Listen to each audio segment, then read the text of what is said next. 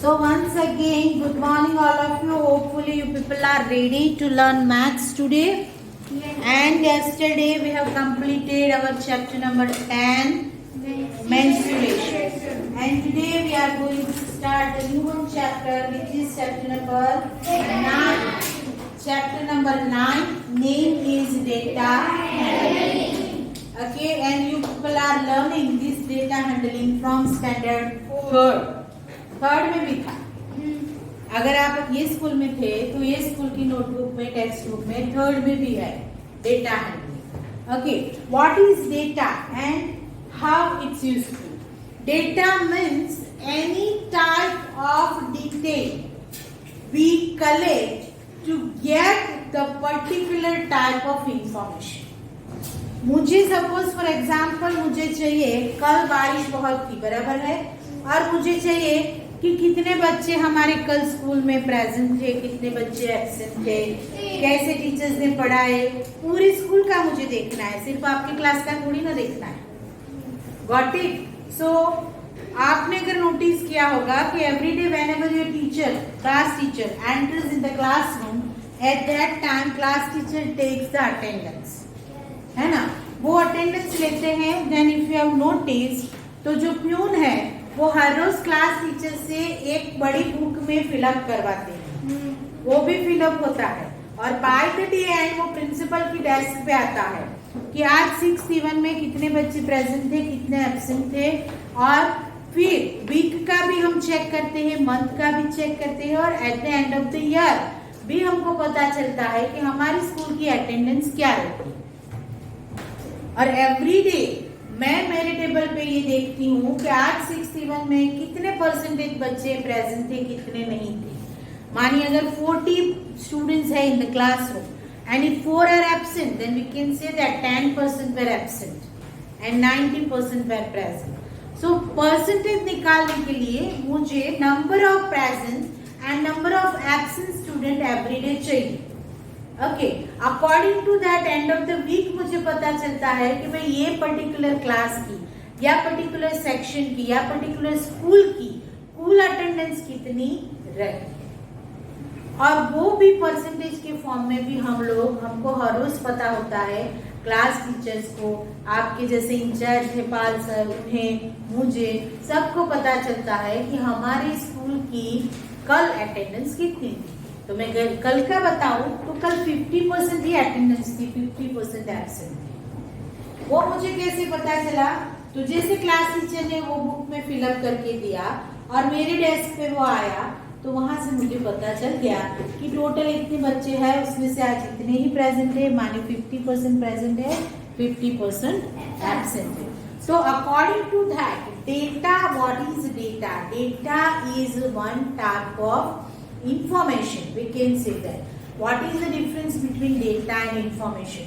तो डेटा जो है वो थोड़ा रफ वे में है, जिसको एक प्रॉपर मैनर में अरेंज करके हम उससे whatever the detail or information we want, we can get it easily. और that is given over here in this chapter. और आपको यहाँ पे एक एग्जाम्पल दिया है इस चैप्टर में, that is about the cricket match. Cricket match का ये एक एग्जाम्पल है, यहाँ पे देखो आप, जहाँ पे आप देखोगे तो ये टेबल में there are 4 rows and 5 columns. Row means this horizontal way, it is called row, and this vertical partition is known as column. So 5 columns are there and 5 rows are there, but in the one row heading is given and in 4 rows data of that particular match is given. In the second one table, the same thing is given, but in the first one there are the data collected for the bowlers of the match, and in the second one data collected for the batsmen of the match. Okay, so from these how could we get the idea? अगर मैंने ऐसे ही paragraph में ये लिखा होता तो हमें easily idea आ सकता है कि कौन से बॉलर ने क्या किया।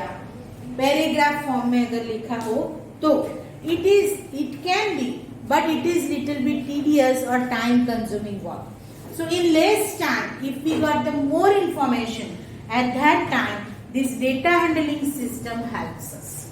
Okay, so how many tables are shown in this?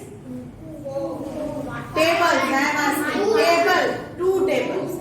Two tables are there. And in the first one table, name of bowlers are given A, B, C, D. How many overs they have taken? So 10, 10, 10, 10. All the bowlers have taken same number of overs.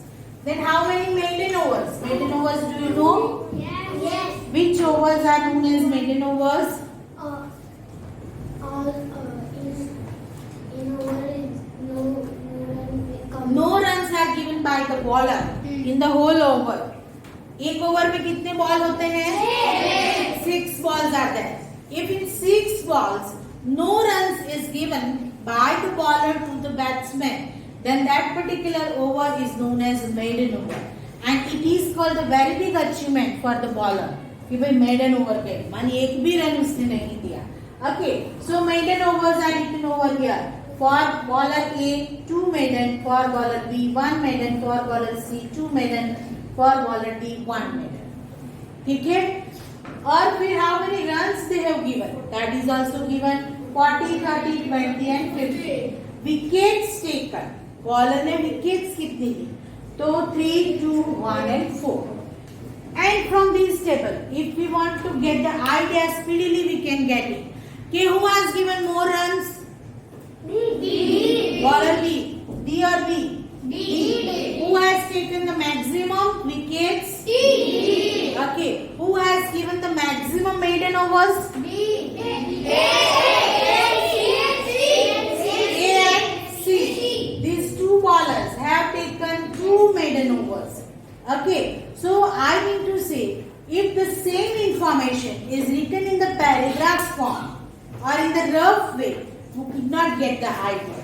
But it is written over here in the table form. It is arranged properly. And comparison of bowlers are given over here, and it is equal number of overs everybody has thrown. है ना? सबने 10, 10, 10 overs डाली, तभी comparison हो पाएगा. किसी एक ने 5 डाली हो, किसी एक ने 6 डाली हो, किसी एक ने 10 डाली हो, तो उनका कंपैरिजन हम नहीं कर सकते. लेकिन यहाँ पे हर एक ने सेम नंबर ऑफ ओवर्स डाली है, और then उसमें से ये बॉलर ने 2 मेडन ली, उसने 1 मेडन ली, सी ने 2 मेडन ली, डी ने 1 maiden Lee. And in 10 overs, bowler A has given 40 runs, B has given 30 runs, C has given 20 runs, D has given 50 runs. Now we can say that कि bowler D has given maximum runs, but compare with that, bowler D has taken maximum wickets also. है ना? उसने maximum wickets भी ली. तो कई बार run ज्यादा दे दिए लेकिन विकेट ज्यादा ले ली, तो भी उनका परफॉर्मेंस अच्छा कहलाता. समझ में आ रहा है what I mean to say? Same way in the second table, it is the data given about batsmen. Okay, so batsmen are E, F, G, H are the name of batsmen, and batsmen ने how many runs they scored? It is given in the second one column. 45, 55, 37 and 22. Now, अगर यही column हम देखें तो हमें ऐसा लगेगा कि batsman F has scored more runs. But to compare the data, we have to move ahead. In how many balls they have scored these many runs. So A ने 62 balls फेस किए और 45 रन बनाए, 70 balls face किए और 55 run बनाए, 53 balls face किए and 37 run बनाए, 41 run ball face किए and 22 रन बनाए. तो जैसे कंपेयर करो तो 55 रन उसने हाईएस्ट स्कोर किया, बट यहाँ पे बॉल्स भी ज्यादा यूज किए, है कि नहीं? और फिर कितनी मिनट वो खेले, that is also important. You know that once upon a time Sachin Tendulkar was the fastest batsman. है ना? सचिन तेंदुलकर फास्टेस्ट बैट्समैन थे ऑल ओवर वर्ल्ड में, क्योंकि वो बहुत कम समय में ज्यादा रन करते थे. और वही ट्रैक पे विराट कोहली भी चल रहे थे. विराट कोहली भी आप देखो वो स्मॉल कम समय में ज्यादा रन बना रहे हैं, तो वो उनकी एक स्पेशल अचीवमेंट रहती है. बैट्समैन तो बहुत सारे होते हैं, स्कोर्स भी ज्यादा करते हैं, लेकिन कम समय में ज्यादा रन कौन देता है? और कम समय में जो ज्यादा रन देता है ना, उनका आईपीएल में, इंडियन प्रीमियर लीग जो चल रही है, उसमें उनका मैक्सिमम अचीवमेंट दिखता है।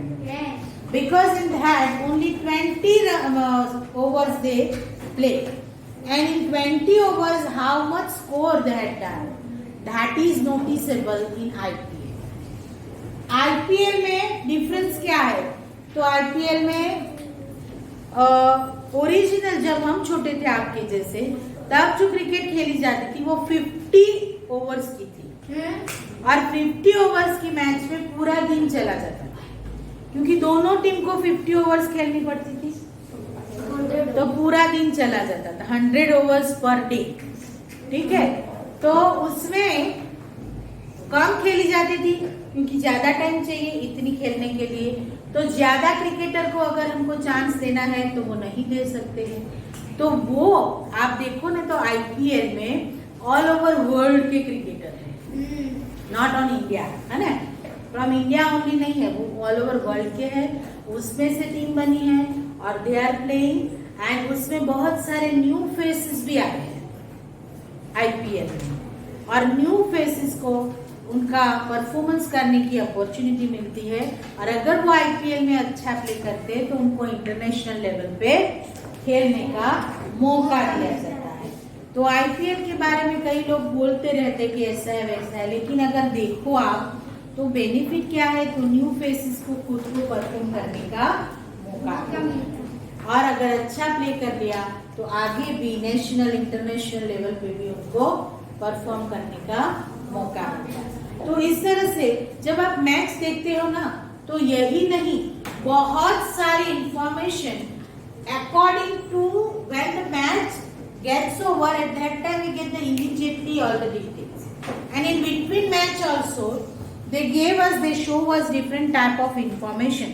For example, आपने एक जनरल ऐसा कुछ देखा होगा कि इस तरह के यहाँ पे ओवर्स है और ये ग्राफ ऐसे जा रहा है, बराबर। मानिए ऐसा बताया कि सपोज समझो कि 50 ओवर्स खेले, उसमें 30 ओवर्स पे हम पीक पे थे, मैक्सिमम रन्स बनाए, बराबर, और देन 30 ओवर के बाद हमारा ग्राफ डाउन गया और 50 ओवर पे 0 हो गया, गॉट इट। ऐसी फिर दो टीम खेल रही है तो उसका कंपैरिजन ऐसे आता है। फॉर एग्जांपल एक टीम का ग्राफ ऐसे गया, ऐसे ऐसे ऐसे ऐसे ऐसे, और दूसरी टीम जो है अभी half of the over he play किया है, लेकिन वो यहाँ चली गई, बट इट ऐसे भी हमको दिखाई देता है बिटवीन द मैच कि एक टीम ने यहाँ तक 50 ओवर्स में बना दिया और बी टीम ने अभी 25 ओवर्स ही कंप्लीट की, लेकिन वो यहाँ पे है, ये ओरिजिनल टीम से थोड़ा आगे चली, बट इट। तो ये सारी इंफॉर्मेशन हमें कैसे क्विक मिलती है, तो इस तरह से डेटा मैनेज करके हमें मिल जाता है। या सो एवरीबडी जो हमको ये इस तरह की डिटेल देते हैं, वो सारी डिटेल पहले कलेक्ट करते हैं और उस डिटेल से ऐसे इमीडिएट ग्राफ बना के हमको शो करते हैं, और हम जो देखने वाले हैं उनका एक्साइटमेंट बढ़ता है कि अभी क्या होगा, अभी क्या होगा, बराबर है, और हमारा इंटरेस्ट बढ़ता है। ठीक है, तो ये इंफॉर्मेशन इस तरह की जो रफ डेटा होता है उसको अरेंज करके हम लोग पा सकते हैं। चलो फिर रिकॉर्डिंग द डेटा, अभी नहीं, डेटा की यहाँ पे डेफिनेशन है, अंडरलाइन या हाईलाइट करो and read it. A data is a collection of numbers gathered to give some information. Underline करो, हाईलाइट करो, जो भी करना है आप लोग कर सकते हो।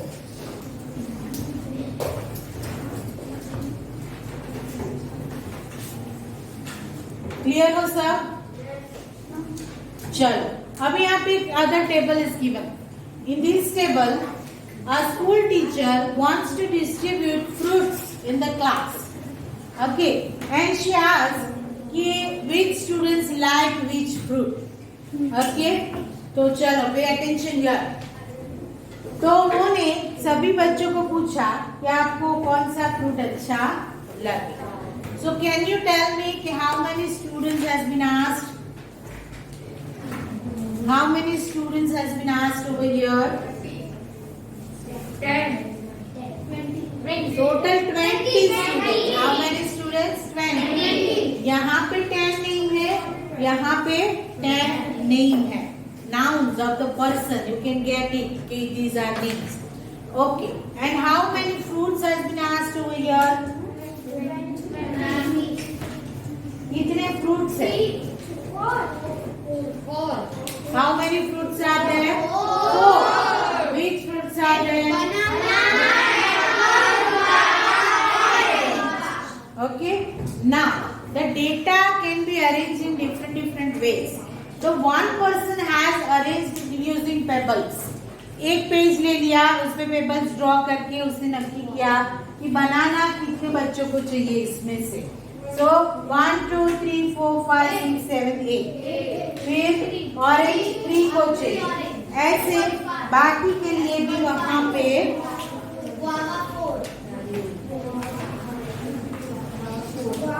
बाकी के लिए यहाँ पे दिया है एप्पल 5 एंड गुआवा जो है वो 4.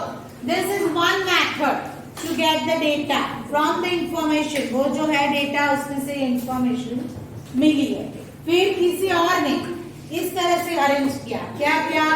तो कि बनाना कितने बच्चों को चाहिए तो वो टिक करते गए. 1 2 3 4 5 6 7 8. Orange 3, Apple 5 and guava 4. ये कैसे किया वो तो आपको पता है ना, वो ओरिजिनल टेबल से किया. ठीक है, लेकिन यहाँ पे एडिशन क्या आना चाहिए वो बताओ मुझे. क्या आना चाहिए? इमीडिएट आंसर चाहिए मुझे. 20. क्यों? Yes, number of students are 20. That's why. अगर यहाँ पे 20 से ज्यादा या कम आया तो हमें समझना है कि हमने जो ये अरेंज किया उसमें कुछ गड़बड़ है. Got it? तो इस तरह से हम वेरीफाई भी कर सकते हैं. चलो फिर यही बात को कैसे अच्छी तरह से और बनाते या डेटा हैंडलिंग का डिसिप्लिन मैथ्स का क्या है, that we can get with another example which is given over here. A teacher जो थे वो एक मिड डे मील चला रहे थे. उसमें उनको पूछना था बच्चों को कि how many students wants to eat rice, how many wants to eat chapati and how many wants to eat roti, rice and chapati both. तो उन्होंने क्या किया, तो जितने बच्चों को पूछा उसमें से जिसने बोला कि राइस ओनली तो उनको यहाँ पे टिक कर दिया स्टैंडिंग लाइन से. These many students want to eat rice. Then chapati, जितने बच्चों ने चपाटी चॉइस दी तो वो यहाँ ड्रॉ कर दिया. राइस एंड चपाटी तो वो यहाँ ड्रॉ कर दिया. How many students are asked over here? कितने स्टूडेंट्स को पूछा गया? 50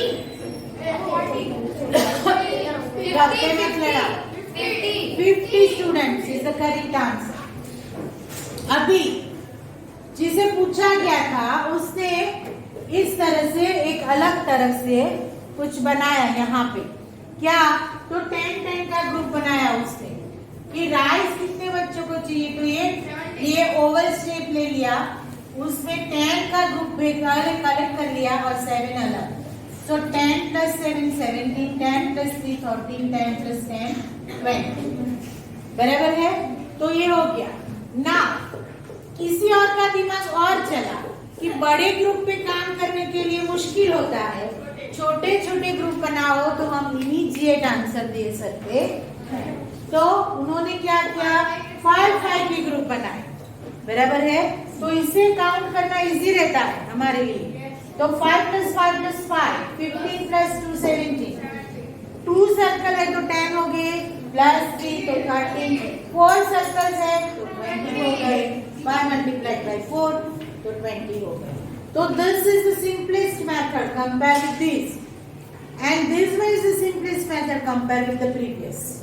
Previous में क्या था, पूरे 17 एक साथ दिखाए गए थे, पूरे 13 एक साथ थे. उससे सिंपल ऐसे बनाया, उससे ज्यादा सिंपल ऐसे बनाए। अभी ये जो डिसिप्लिन है मैथ्स का, उसे कैसे यूज करते हैं? You know that which is known as tally marks. आप टैली मार्क्स जानते हैं, बराबर है? तो teacher suggested that the fifth mark in a group of 5 marks should be used as a cross, or we can say that 4 standing line and 1 slanting line. आप standing, slipping and slanting पढ़ के आए, Yes. बराबर है ना? तो यहाँ पे देखो, तो 4 जो है वो standing line है and fifth one जो है वो cross line. So this collection is known as tally marks, है ना? तो टैली मार्क्स को ये जो सर्कल में 5 थे उसे इस तरह से दिखाया 5, 5, 5 and 2, तो 15 plus 2 17, 5, 5, 10 plus 3 13, 5, 5, 5, 5 10. Got it? I hope you people are clear because this work you had done in the previous class. Yes. Clear हो सब? Yes. आगे बढ़े। Yes. One example number 2 is given over here. Ekta is asked to collect the data for size of shoes of students in her class 6. Her findings are recorded in the manner shown below. So one class में एक बच्ची थी जिसे पूछा गया कि सभी बच्चों के शूज के मेजरमेंट चाहिए हमको, बराबर है? और एकता ने जो डेटा कलेक्ट किया वो यहाँ पे है। How many observations are there? Who will tell me how many observations are there? 5. नहीं, वो तो आप 5 बोल दिए। How many total observations are? 32. कितने हैं टोटल?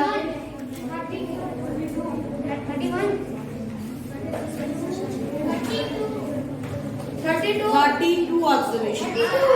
नाउ जब भी आपको कोई डेटा से टेबल बनाना है तो at that time we people have to find कि which one is the smallest information. यहाँ पे छोटी साइज कौन सी है? सबसे छोटी 4 and biggest one 8. So that's why in the table if you notice the table has been started from 4, then 5, then 6, then 7 and 8. Got it? And then how many 4s are there in that particular box? It is counted and mentioned over here 5. 5 how many are there? So 8 times. 6 how many times are there? 10. 7, 7, 8, 2. So this type of activity can be do to practice about the tally marks. कि tally marks कैसे बनाते हैं? Hopefully you people are clear in it. Okay? चलो तो आगे बढ़े। ये एक एक्टिविटी आपको दी है, आप करना चाहो खुद कर सकते हो। That is you have to collect the data for number of family members in your classmates. Classmate की फैमिली में कितने मेंबर्स है वो आपको कलेक्ट करना है, यहाँ पे लिखना है, फिर उसका टैली मार्क्स बनाना है। फिर number of students with that many family members, माने किसी के घर में 4 है, किसी के घर में 5 है, किसी के घर में 10 है, तो सेम नंबर के कितने बच्चे हैं वो आपको कंप्लीट करना है। उस पे से ये क्वेश्चंस देना है। फिर the number minimum number of times, then tally marks बनाने से आपको पता चलता है कि मिनिमम नंबर ऑफ टाइम्स क्या है, the maximum number of times क्या आया और सेम नंबर ऑफ टाइम्स क्या है। दैट अगर आप कर सको तो एक्टिविटी करना। Currently we could not. अभी pictogram, this is also interested and easy for you people, है ना? ये भी आप पढ़ के आए हो पिक्टोग्राफ। तो पिक्टोग्राफ में क्या है? तो कबोर्ड हैज 5 कंपार्टमेंट्स। ये कबोर्ड है, उसके 5 कंपार्टमेंट्स है। Each compartment a row of books is arranged. The details are indicated in the actual table. तो यहाँ पे ये जो शेप है that indicates a book or one picture is shown as one book. So how many books are arranged in row 1? 52. 22. Row 1 I am asking. Row 2, 5. row 3, 2. and row 4, and row 5. Okay. So in this way, these are the questions asked over here. Which row has the greatest number of books? Okay. Which row has the least number of books? Is there any row which does not have books? No. In all the row, certain books are kept. Okay. So what is pictograph? The definition is given over here. A pictograph represents data through pictures of objects. It helps answer the questions on the data at a glance. Pictograph ऐसे help कर सकता है कि जैसे हम जैसे नजर डालें तुरंत पता चल जाता है कि what is given over here. Okay, तो आप अंडरलाइन कर दो या हाईलाइट भी कर सकते हो. Now, interpretation of pictograph is given here. कि कोई एक पिक्टोग्राफ दिया गया है और हमें उसका इंटरप्रिटेशन करना है, तो उसकी डिटेल देनी है, तो how could be? So that is given in example number 3. Days are given Monday to Saturday. Number of absentees in the class, that is given here, and per one phase, one absentee is there. That is given here. Okay. So how many students were absent in a week? पूरे week में कितने बच्चे absent थे? कैसे पता चलेगा? 20. Total कितने बच्चे एब्सेंट थे? 20. कौन से दिन पे कोई एब्सेंट नहीं था? और कौन से दिन पे मैक्सिमम एब्सेंट थे? Saturday. बराबर है. So these type of questions we can get the detail at a glance. At a glance means जैसे आप एक पिक्टोग्राफ पे नजर डालते हो आपको पता चल जाता है. ठीक है, समझ में आ गया? चलो आगे बढ़े. एग्जाम्पल नंबर 4 यहाँ पे दिया है colours of fridge preferred by the people of a society और लोकालिटी मीन्स सोसाइटी. ठीक है, are shown by the following pictograph. कौन से कलर फ्रीज के ज्यादा चलते हैं? कंपनी जो है ना, हर एक कंपनी ऐसे सर्वे करती है कि कौन से कलर ज्यादा गए मार्केट में. बराबर है. तो ये एक लोकालिटी का यहाँ पे दिया गया है. तो एक जो शेप है वो 10 पीपल को रिप्रेजेंट करता है. एक शेप 10 पीपल को रिप्रेजेंट करता है. मानी 4 colors are given here, blue, green, red and white. ठीक है, तो आप देखो तो यहाँ पे 1, 2, 3, 4, 5 50 people choose blue color. Okay, then 1, 2, 3 30 people choose green color. Then 1, 2, 3, 4, 5 and half. So 55 people choose red color. And 1 and 2 20 people choose white. Clear हो आप? How to interpret pictograph? Sure. Then after example number 5, a survey was carried out on 30 students of class 6 in a school. Data about the different modes of transport used by them to travel to school was displayed as pictograph. But one smiley represents one student. Okay, and the mode of transport is given over here: private car, public bus, school bus, cycle, and walk. Okay, so how many students are coming by school bus? Okay, so for that you people have to count these faces. Yes. Okay, then how many total students has been asked for the survey? Total कितने हैं?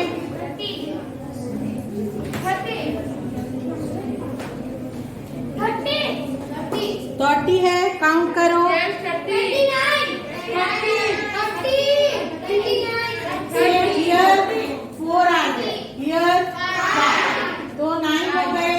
Here 11 plus 9 20 हो गए. 3 and here तो total कितने हो गए?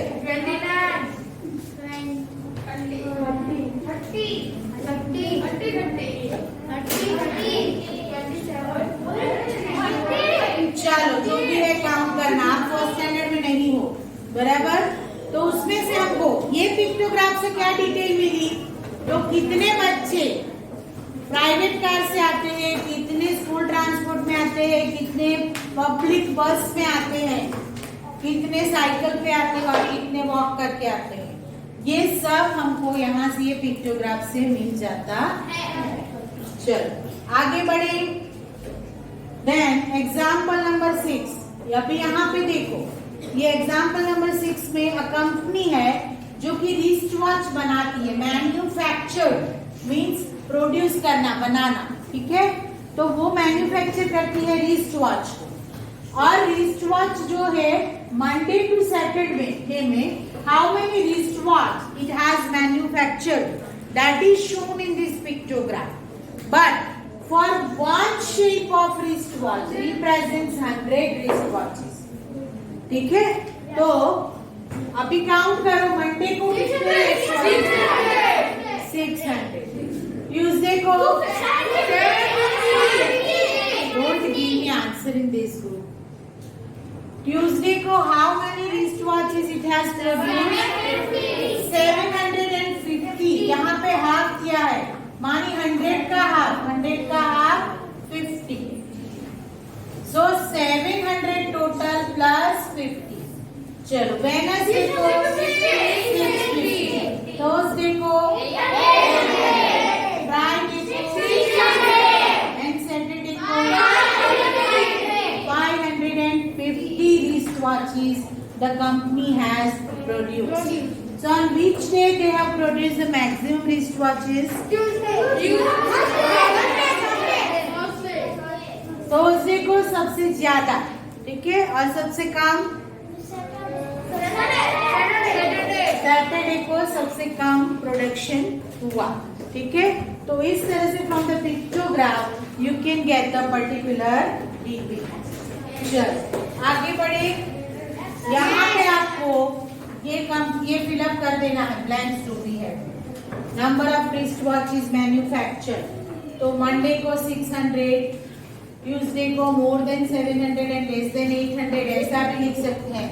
750 हमने assume कर लिया, लेकिन वो एग्जैक्टली 750 नहीं भी होगा, ठीक है।